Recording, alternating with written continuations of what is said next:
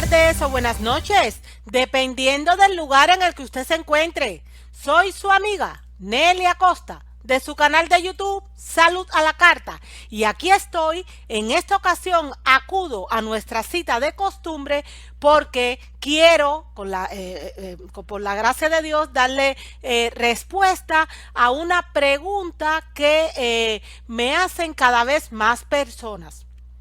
La pregunta es la siguiente: ¿hongos conviene comerlos? Y fíjense que cuando hablamos de hongos estamos hablando, por supuesto, de los que se catalogan como hongos comestibles, entre los cuales se incluyen pues los champiñones y las setas, aunque hay otras variedades también de hongos. Pero más allá de las variedades que existan, la pregunta es, de manera general, ¿conviene o no conviene comer hongos? Para empezar nuestra reflexión de hoy vamos a recurrir a la Biblia, como siempre hacemos. Jeremías 33:3. Clama a mí y yo te responderé y te enseñaré cosas grandes y ocultas que tú no conoces. Clama a mí, dice el Señor. Y yo personalmente me agarro de esta promesa tan poderosa, tan necesaria que Él nos da en su palabra. ¿Saben por qué? Porque vivimos en un tiempo de tinieblas, de confusión, de conceptos cambiados, de errores de percepción. Y yo necesito que sea Dios quien guíe mi entendimiento para que en la medida de lo posible yo pueda tener una vida fructífera en más amplio sentido de la palabra. Y hoy estamos hablando de hongos comestibles, de si conviene o no comerlos. Y para poder elaborar esta presentación o esta reflexión, yo he clamado a Dios con todas mis fuerzas. Y he clamado, ustedes saben por qué, porque personalmente me pasó algo que les quiero comentar en estos momentos antes de empezar nuestra presentación.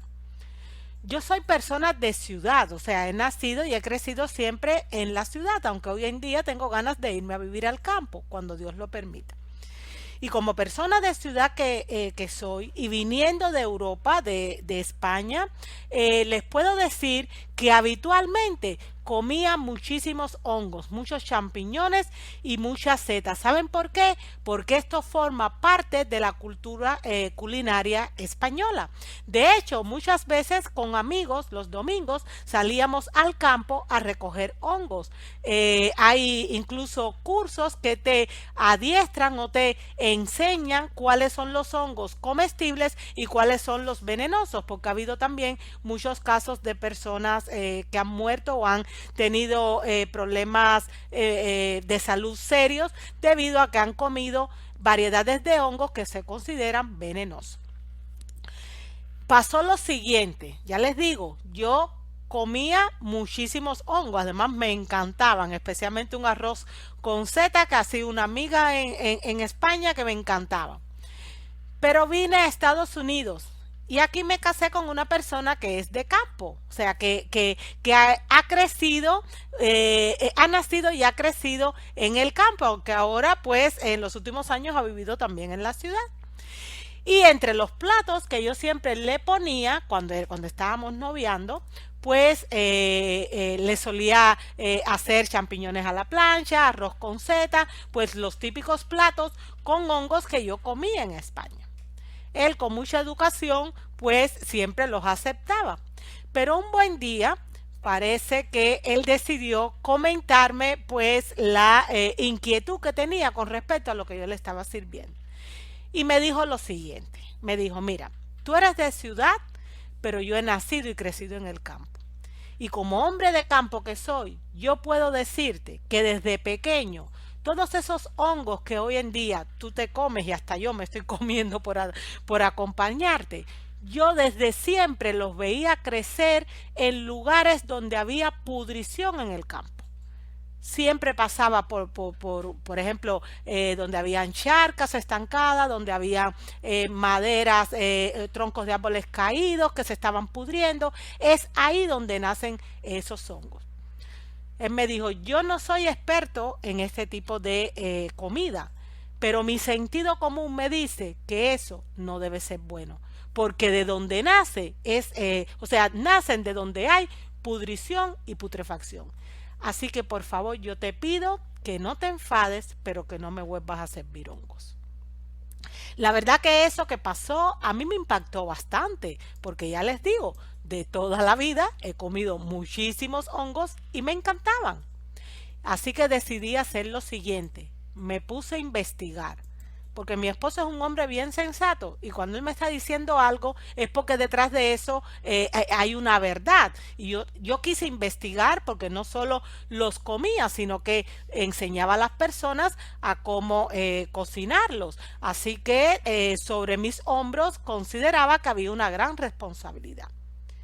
Cuando yo me pongo a investigar, yo sinceramente les digo, amigo que me escucha, por poco me da un infarto, como se suele decir coloquialmente hablando. ¿Saben por qué? Porque descubrí lo siguiente, que los hongos son unos seres vivos especiales y muy singulares. La mayoría de la gente considera que son plantas. Yo consideraba que era una planta, pero eso no es así. Los hongos, amigo que me escucha, no son plantas. En realidad los hongos comparten características tanto de las plantas como de los animales. Razón que hace que no falte incluso quien se atreva a afirmar que los hongos son como los extraterrestres del planeta Tierra.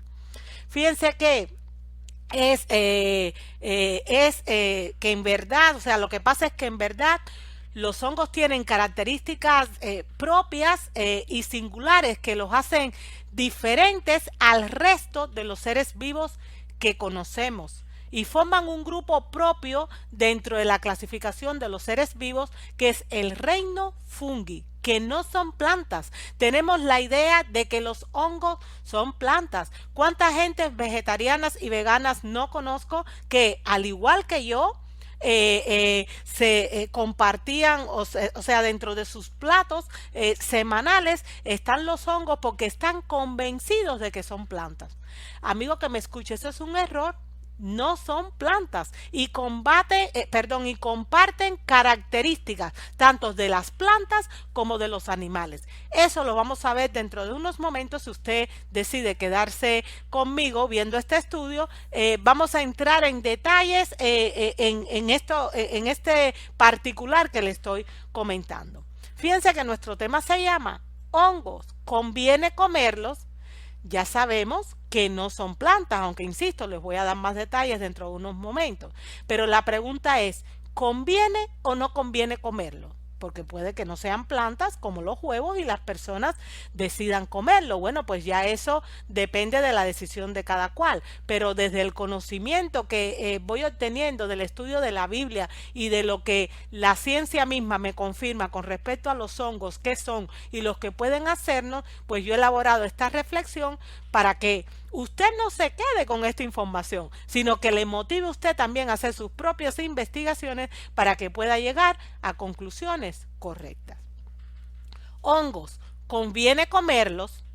Para responder esta pregunta, no queda más que irnos a nuestro manual de instrucciones. ¿Dónde está nuestro manual de instrucciones? En la Biblia. Nos vamos a ir al Génesis, al principio de todos los tiempos, allá a la época de la creación. Cuando el Señor crea a la primera pareja, Adán y Eva, como representantes de la humanidad, les da un estilo de vida alimenticio. No solo les habló de los alimentos, sino de todo el estilo de vida, de todas las leyes de la salud que ellos debían obedecer para mantenerse los sanos y con vitalidad. Dentro de todas esas leyes le da la ley de los alimentos, o sea, las normas nutricionales que ellos debían seguir. ¿Dónde está eso? Pues en Génesis 1:29 y 30, 1:29, pero también vamos a leer el versículo 30 porque tiene una relación directa con esto, y en Génesis 2:9 y en Génesis 3:18. Vamos por favor a leer los versículos. Génesis 1:29 y 30 dice: y dijo Dios, he aquí que os he dado toda planta que da semilla que está sobre toda la tierra, y todo árbol en el que hay fruto y que da semilla os serán para comer. Y a toda bestia de la tierra, y a todas las aves de los cielos, y a todo lo que se arrastra sobre la tierra, en que hay vida, toda planta verde les será para comer. Y fue así. Quiere decir que crea la primera pareja y les da de alimento toda planta que da fruto y en el que hay semilla. Eso le era para comer. Y a los animales le dicen, ustedes los que van a comer son las plantas verdes, o sea, las plantas del campo. Además de Génesis 1:29, el Señor permitió que la primera pareja, según nos dice Génesis 2:9, se alimentara del árbol de la vida que estaba en el medio del huerto. Fíjense que en el medio del huerto habían dos árboles, el de la ciencia del conocimiento del bien y del mal, del cual ellos no debían comer, pero estaba también el árbol de la vida, del cual no solo debían, sino que tenían que comer. ¿Y por qué digo que tenían que comer? Porque ese árbol era para ellos como una fuente de energía, como una batería en las cuales ellos se enchufaban de vez en cuando para reabastecer su carga, para llenar sus pilas de carga para poder continuar su día a día. Porque el desgaste diario trae, por supuesto, un agotamiento de nuestra energía vital que el Señor destinó que ellos lo pudieran reponer por este mecanismo. Lamentablemente todos sabemos lo que pasó. Ellos decidieron pecar y entre otras cosas perdieron el acceso al árbol de la vida. Con esta pérdida, por supuesto, su organismo iba a sufrir determinados estragos y no quiero entrar en demasiados detalles, eso ustedes lo pueden ver, esto que estoy explicando en un tema que se llama cómo dejar de ser esclavo de la cocina, también en otro que se llama a las enfermedades hay que matarlas de hambre y un tercer tema que se titula ¿qué debe comer un enfermo? Todos ellos ustedes pueden encontrarlo dentro del apartado de vídeos de su canal Salud a la Carta. En fin, lo que pasó en resumen fue que cuando ellos pierden el acceso al árbol de la vida, en su inmensa misericordia el Señor le dice, vale, ahora no van a tener el árbol de la vida, pero sí van a seguir teniendo todo árbol que da fruto y que da semilla y les voy a incorporar a su alimentación las plantas del campo que en un principio, según nos dice Génesis 1:30, solo eran el alimento de las bestias. Por lo tanto, la alimentación del hombre a día de hoy, que no tenemos todavía acceso a plenitud al árbol de la vida, y digo en plenitud porque de alguna manera a través de la redención de Cristo sí que tenemos acceso a él, pero completamente no lo tenemos aquí. Por lo tanto, nuestra dieta ideal debe ser Génesis 1:29, todo árbol que da fruto y en el que hay semilla, y las plantas del campo que está en Génesis 3:18. Cuando yo me voy a desmenuzar estos dos versículos para saber qué grupos de alimentos se encuentran en cada cual, yo veo que todo árbol en el que hay frutos son, o en él se incluyen, en este grupo, las frutas y las semillas oleaginosas, nueces, anacardos, cacahuetes, almendras, semillas de girasol, semillas de calabaza, este tipo de alimentos. Toda planta que da semillas son los cereales y las legumbres, y las plantas del campo son los vegetales.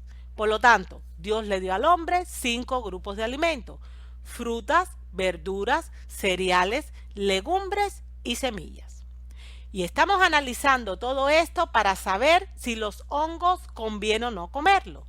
Amigo que me escucha, yo no sé usted, pero yo no logro ver a los hongos dentro de ninguna de las 5 categorías que el Señor le dejó de alimentos a los seres humanos. No lo veo dentro de la propuesta dietética de Dios. Y esto les da una pista de cuál va a ser mi conclusión con respecto a esta interrogante, de que si los hongos conviene o no comerlos. Porque personalmente trato de vivir lo más cerca posible del plan original de Dios. E insisto, los hongos no están en la categoría de las frutas, ni de oleaginosas, ni de cereales, ni de legumbres, ni de vegetales. Entre otras cosas, porque todos estos se consideran plantas, o sea, vienen de las plantas. Pero ya dijimos que los hongos no son plantas, pertenecen al reino de los fungos. Tienen características en sí mismos tanto de las plantas como de los animales. Fíjense, me fui al diccionario de la Real Academia de la Lengua Española a buscar el significado de hongos. Había allí tres definiciones. La primera y la tercera son las que nos vienen bien para esta presentación. Nos dice el diccionario: un hongo es un ser vivo heterótrofo carente de clorofila y, ojo al dato, carente de clorofila. Todos los 5 grupos de alimentos que Dios nos dio en Génesis 1.29 y Génesis 3.18 vienen de plantas que tienen clorofila, pero un hongo, insisto, es un ser vivo carente de clorofila, hojas y raíces, que se reproduce por esporas y vive parásito en simbiosis o sobre materias orgánicas en descomposición. Y pone como ejemplo el níscalo o el champiñón, que son de los que más ustedes pueden haber escuchado. Y en la definición tercera también se nombra a las setas. Fíjense lo que son lo que es un hongo según la definición de la Real Academia de la Lengua Española. Es un ser vivo que no tiene clorofila como las plantas, que no tiene ni hojas ni raíces y que se reproduce por espora, que vive parásito, que vive en simbiosis o sobre materias orgánicas en descomposición. Cuando yo leí esto, yo dije, ¿cuánta razón tenía mi esposo? O sea, él me decía, por favor, no quiero comer más esto. O sea, mi sentido común me dice que esto no es una planta, porque yo en el campo no lo veía que nacían de la misma manera que las plantas. No nacen, se desarrollan, crecen igual que las plantas. No, señor. Tiene que haber pudrición para que ellos se levanten. Y si hay pudrición, quiere decir que todas las entrañas de ese hongo están llenas de alguna forma de esos elementos de los cuales se están alimentando. Por favor, no me lo pongas más en el plato. Cuánta razón tenía. Y fíjense que hemos hablado aquí de un término. Hemos hablado de clorofila. ¿Qué cosa es la clorofila? Pues las clorofilas son una familia de pigmentos de color verde que se encuentran en las cianobacterias y en todos aquellos organismos que contienen cloroplastos, como las plantas, o otro tipo de membranas en sus células. No voy a entrar en estos detalles porque no hacen falta. Lo que incluye las plantas y diversos tipos de algas. O sea, las plantas y las algas, por eso a las algas marinas, que son un superalimento, hoy en día se consideran las verduras de la tierra, las verduras del mar.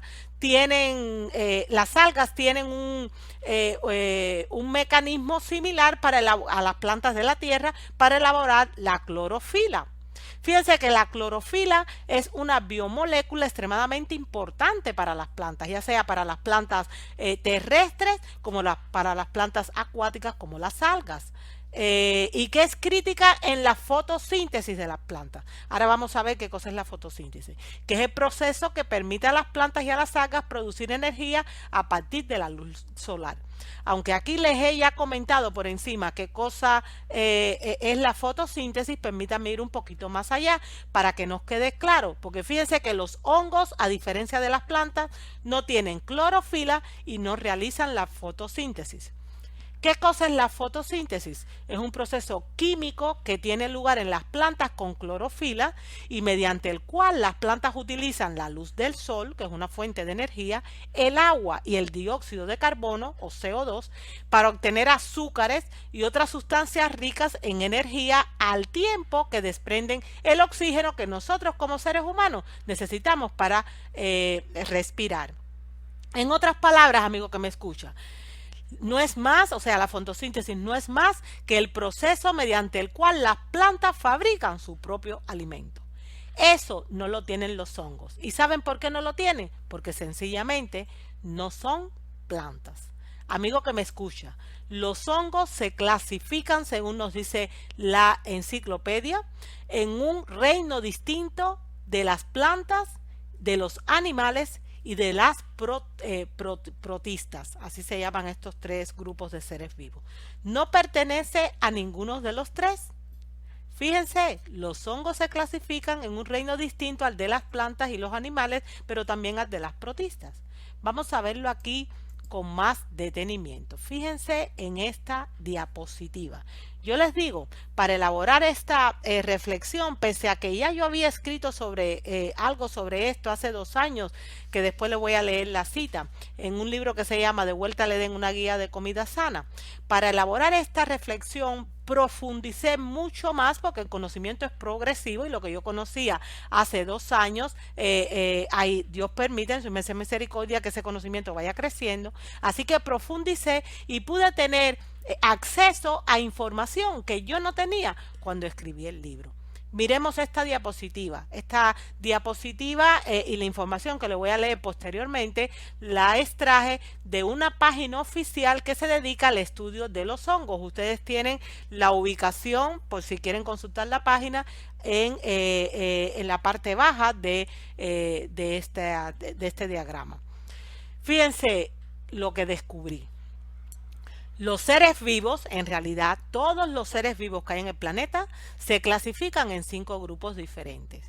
Y aunque los hongos poseen características propias de los vegetales y también de los animales, como ya les comenté, en la clasificación de los seres vivos, en la cual hay 5 grupos de categorías diferentes, se les ubica en el llamado reino fungi. O sea, no son plantas, no son animales, pertenecen a reino fungi. Los 5 grupos de seres vivos que hay en este planeta son los siguientes. Las móneras se llaman así, que son organismos unicelulares, pero pueden formar colonias. Las protistas, que pueden ser unicelulares o multicelulares, o sea, pueden tener una célula o más de una. Fíjense que el primer grupo se llaman o son las conocidas como procariotas y las segundas como las eucariotas. Está además, le voy a leer ahora las dos del extremo derecho. Está el reino vegetal, que son organismos multicelulares que no pueden desplazarse. Ya sabemos que las plantas no caminan. Y está el reino animal, que son organismos complejos, multicelulares y que se mueven. Y además de estos 4 reinos están los fungis, porque cuando se descubrieron los hongos, vieron que no cuadraban en ninguno de los 4 grupos o categorías que existían. Y se vieron obligados a crear una quinta categoría, que fueron los fungis, que se reproducen por esporas, que son multicelulares, aunque también lo hay unicelulares y que tienen otras características que ahora vamos a ver. Amigo que me escucha, los hongos no son plantas y tampoco son animales. Como les comentaba al principio de la presentación, hay quienes los consideran los extraterrestres del planeta porque tienen un poco de todo. Tienen un poco de las plantas, tienen un poco de los animales, tienen varias células, o sea, tienen un poco de todos los grupos.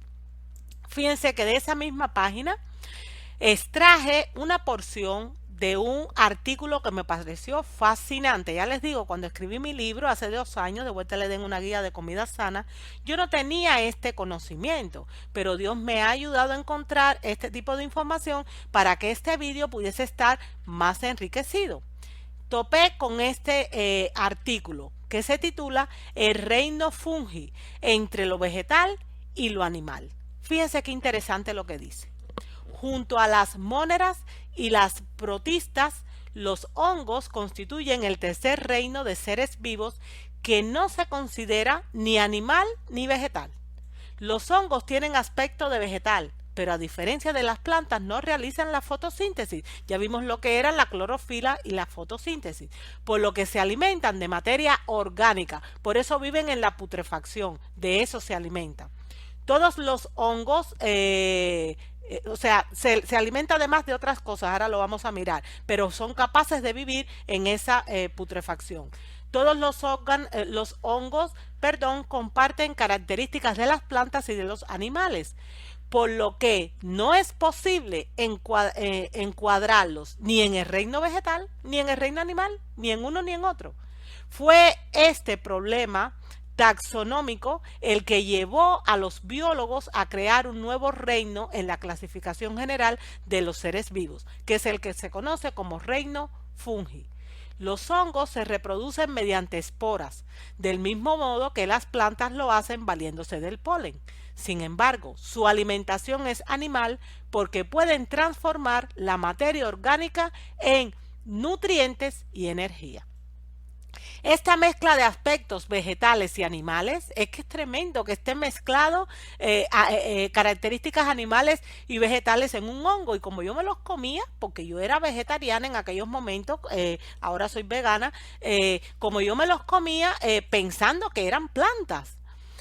Esta mezcla de aspectos vegetales y animales, lejos de tratarse de una ventaja evolutiva, recordemos que quien está escribiendo esto no son personas cristianas que creen en la evolución, pero hagamos como Pablo, examinémoslos todos y retengamos lo bueno, es la prueba de que los hongos carecen de las mejores características de ambos reinos. A diferencia de las plantas, son incapaces de hacer la fotosíntesis. Al no poseer clorofila, los hongos no pueden convertir el agua, el carbono y la energía solar en hidratos de carbono como hacen las plantas. Los animales también carecen de esta ventajosa propiedad, pero al menos tienen el poder de desplazarse para así obtener su alimento. Por tanto, parece que los pobres hongos, dice el escritor del artículo, se quedaron sin las mejores partes cuando se hizo el reparto. ¿Cómo ha podido sobrevivir en el tiempo una especie que no puede desplazarse y además es incapaz de generar su propio alimento? La respuesta es clara, gracias a su capacidad, a su alta capacidad reproductiva, altísima capacidad reproductiva. Dado que los hongos, continúa diciendo el artículo, no tienen capacidad para desplazarse, desde tiempos inmemorables se han valido del reino animal para suplir su carencia.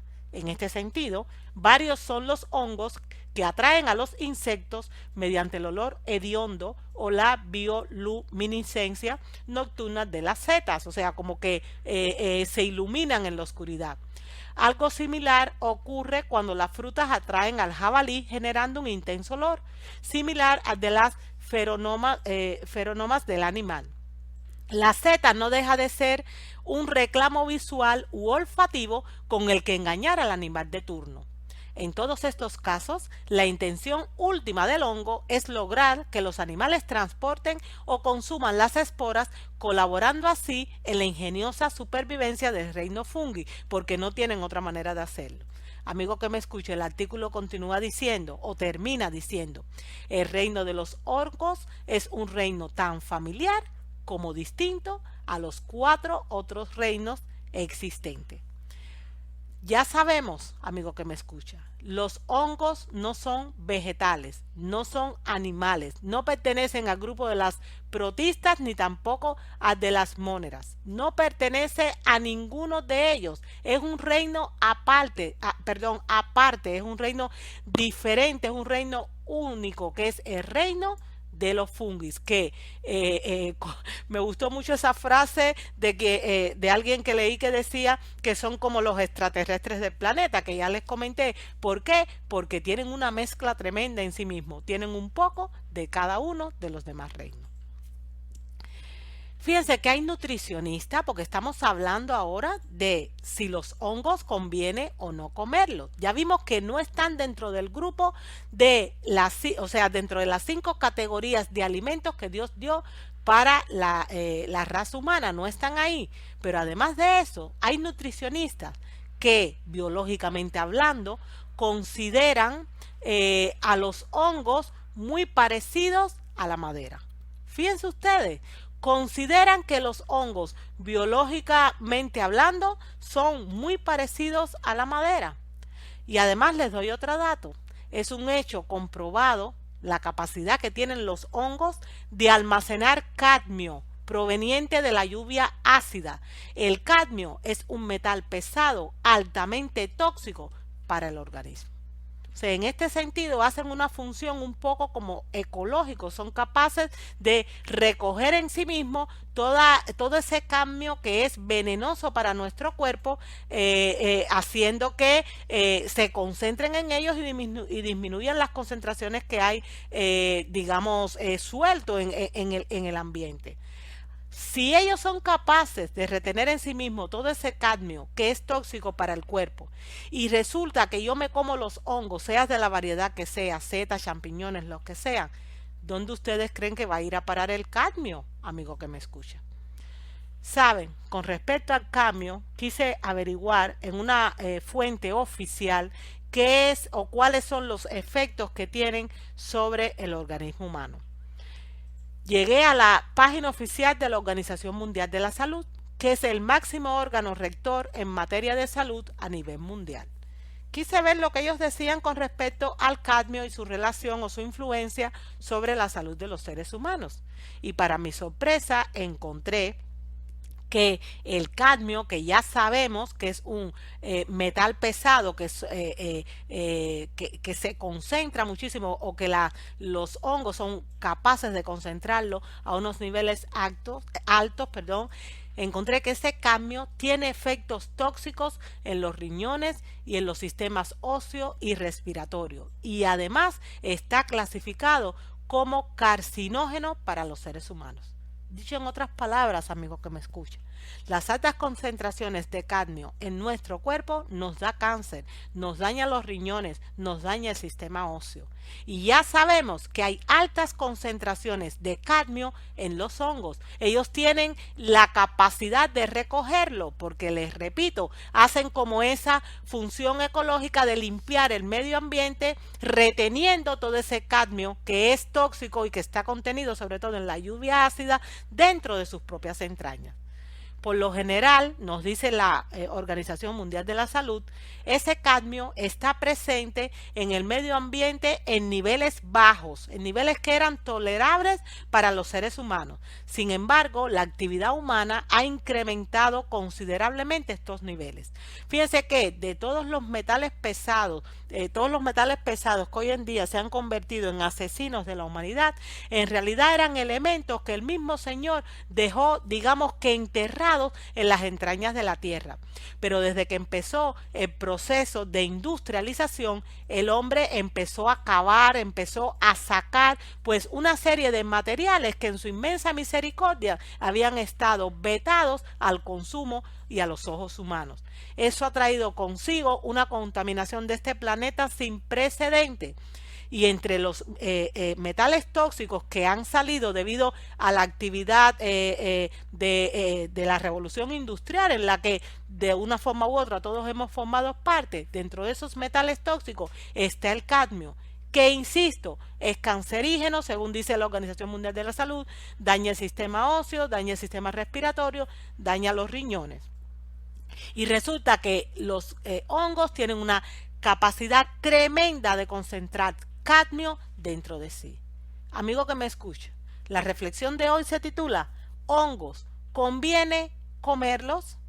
¿Conviene comerlos? A mí me parece que yo no tengo que darle respuesta clara a nadie de si sí o si no, sino que las evidencias están hablando por sí mismas. Y yo le insisto, amigo que me escucha, no se quede con esta información, investigue por usted mismo, que usted se va a sorprender lo que va a encontrar.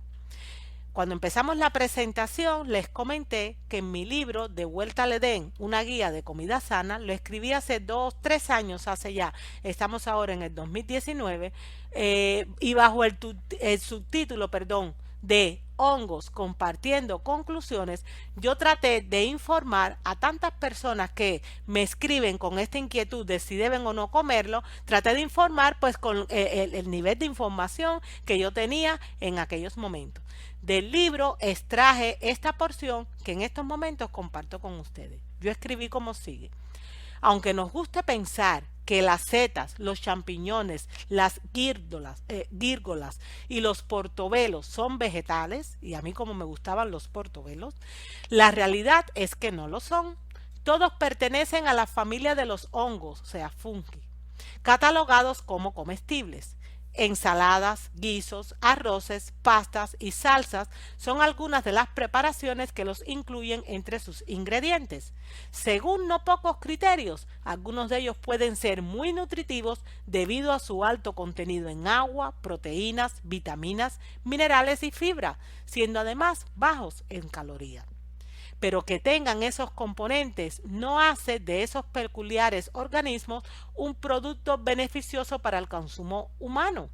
Los hongos nacen no en la tierra, sino en el compost, o sea, en la descomposición y la putrefacción.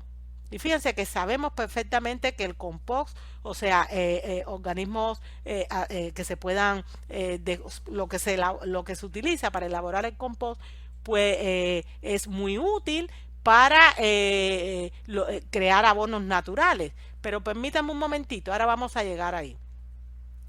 El prestigioso canal de televisión Discovery Channel realizó un documental titulado Así se hace hongos, en el que se dice lo siguiente. Esto es directamente, lo extraje directamente de ese documental. Las setas crecen en el compost y preparar ese compost es toda una ciencia. El proceso empieza con estiércol de caballo y paja. Se necesita un equilibrio adecuado de humedad y aire porque las setas necesitan ambas cosas para crecer, setas, hongos, como la queramos llamar.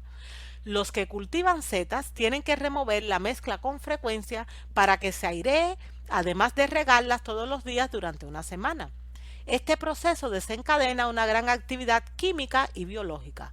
Se forma amoníaco y los microorganismos crecen y se reproducen liberando calor. Un buen compost necesita un contenido de nitrógeno de un 2%, así que los agricultores añaden un suplemento de nitrógeno. ¿Cuál es? El estiércol de pollo. También le añaden yeso, un mineral que mejora la estructura del compost y neutraliza su acidez. Esto fue lo que yo escribí en mi libro hace 3 años ya.